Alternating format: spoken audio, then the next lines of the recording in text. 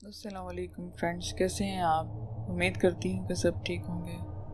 Story کے آغاز سے پہلے ریکویسٹ ہے کہ آپ چینل کو ضرور سبسکرائب کر لیں۔ فرینڈس، یہ جو کہانی ہے وہ میرے کزن سے اٹیچڈ ہے۔ یہ 4 سال پہلے کی بات ہے۔ جس لڑکی کے ساتھ میرے کزن کی شادی ہوئی، اس پر جنات کا سایہ پہلے سے ہی تھا، لیکن ان کے گھر والوں نے یہ سب بات چھپائی ہوئی تھی۔ 12 شادی ہو گئی اور شادی کی پہلی رات ہی مسئلے شروع ہو گئے۔ میرا کزن بہت پریشان تھا کیونکہ گھر میں بہت کچھ الٹا ہو رہا تھا۔ کبھی اس کی بیوی بے ہوش ہو جاتی، کبھی رات میں عجیب طرح سے بولنا شروع کر دیتی، تو ایسا لگتا جیسے کوئی مرد بول رہا ہے۔ پھر میرے کزن نے مولوی صاحب کو دم کے لیے بلایا، لیکن کوئی فرق نہیں پڑا۔ اب تو وہ اس کو روم میں بھی آنے نہیں دیتی تھی۔ پھر کسی دوست نے ایک عالم کو بلایا، وہ اسے وہاں لے کر گئے۔ جب اس عالم نے اپنا عمل کیا تو پتہ چلا شادی سے پہلے ہی اس پر جنات کا سایہ تھا۔ اب تو وہ بہت پریشان ہوا کیونکہ بابا نے کہا تھا کہ اب یہ جنات نکاح میں آ چکے ہیں، یہ نہیں جائیں گے۔ بہت علاج کروایا لیکن وہ بہت تنگ کرنے لگے تھے۔ اس دوران بھابھی امید سے ہو گئی، لیکن جنات انہیں چین لینے نہیں دیتے تھے۔ ایک رات ان کی طبیعت بہت خراب ہو گئی، جنات نے انہیں بہت مارا، ان کے پورے جسم پر نیل پڑ گئے۔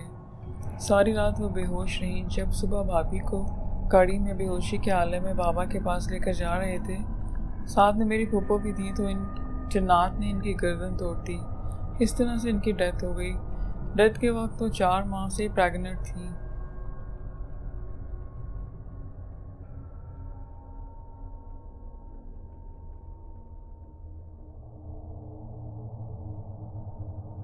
سیکنڈ کہانی میری ایک دوست نے سنائی ہے، جو واقعہ اس کی کزن کے ساتھ پیش آیا تھا۔ وہ کہتی ہے کہ میری زندگی جنات نے تباہ و برباد کر دی۔ میں چاہتی ہوں کہ شاید میرا واقعہ لکھنے کی وجہ سے کسی بہن کی زندگی برباد نہ ہو۔ میری شادی کو 11 سال ہو گئے ہیں اور میرے ساتھ جناتی مسئلہ شادی سے پہلے کا ہے۔ میری شادی سے چند سال پہلے کی بات ہے۔ کالج کے زمانے میں سردیوں کو دوپہر کو اکثر میں نہا کر بال کھول کر چھت پر چلی جاتی تھی اور وہاں بیٹھ کر پڑھتی تھی اور اپنے بال بھی سکھاتی تھی۔ میرے بال خوبصورت اور لمبے ہیں، مجھے ان سے بے حد پیار ہے۔ میں اپنے بالوں کی بے حد حفاظت کرتی تھی۔ گرمیوں کے دنوں میں ہم سب گھر والے چھت پر سوتے تھے اور میں بھی چھت پر سوتی تھی۔ گرمیوں کی ایک رات ہم سب لوگ گھر والے سوئے ہوئے تھے اور میں اپنی چارپائی پر سونے چلی گئی۔ ایک رات جب میں گہری نیند سو رہی تھی، کسی نے میرے کان میں بڑے پیار سے میرا نام لیا۔ میں خوف سے جاگ گئی۔ مجھے صاف محسوس ہوا کہ کسی نے زور سے میرے کان میں میرا نام لیا ہے۔ پھر ایک رات جب میں سب گھر والوں کے ساتھ چھت پر سو رہی تھی، صبح میری آنکھ کھلی تو میں نے حسب معمول کنگھی کرنے کے لیے اپنے بال کھولے تو میرے بال ترچھے کٹے ہوئے تھے، جبکہ میں نے چٹیا کر کے جوڑا بنایا ہوا تھا۔ اس کے بعد ایک دن رات میرے لیے اور میرے گھر والوں کے لیے کسی آزمائش سے کم نہ تھے۔ ایک دن میں فریج سے کچھ چیزیں نکال رہی تھی۔ جب میں پیچھے مڑی تو کسی غیر انسانی چیز سے میں ٹکراتے بچی۔ پھر تو یہ روز و شب کا معمول ہو گیا۔ میں کبھی چیختی، میرا سارا گھر عجیب چیزوں سے بھر گیا۔ میں واش روم میں بھی اکیلے نہ جاتی، میری بہنوں میں سے کوئی ایک میرے ساتھ ہوتی۔ میری والدہ ایک اللہ والے کے پاس مجھے علاج کے غرض سے لے کر گئیں، لیکن مجھے معمولی سا فرق پڑتا۔ ایک مرتبہ کسی اللہ والے سے دم کروانے گئے، وہ نہ ملے۔ مایوسی کے انداز میں ہم واپس آ رہے تھے کہ ایک رشتہ دار مل گئے۔ انہیں والدہ نے ساری صورتحال بتائی۔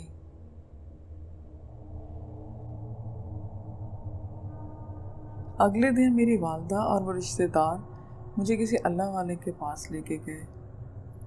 پھر میرا رشتہ طے ہو گیا۔ پھر ہوتا یہ تھا کہ میرا حمل ضائع ہو جاتا۔ خیر وہ مرحلہ بھی بڑی مشکلوں سے حل ہوا۔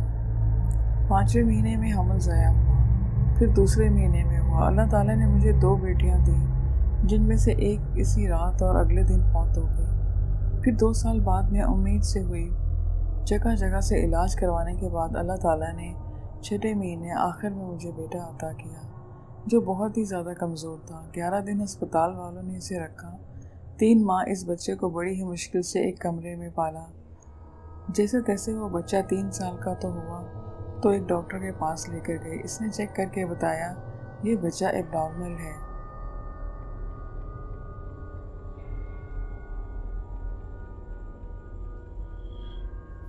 اس کے بعد 3 بار میں حاملہ ہوئی۔ کوئی چیز میرے خواب میں آتی اور میرا حمل ضائع کر جاتی۔ ہمارا گھر کچا تھا. میں نے اپنا زیور بیچ کر اور قرض پکڑ کر بڑے ارمانوں سے گھر بنایا تو سارے گھر میں دراڑیں پڑ گئیں. ہم نے 2-3 دن میں گھر خالی کیا اور قرض اٹھا کر دوبارہ گھر تعمیر کروایا.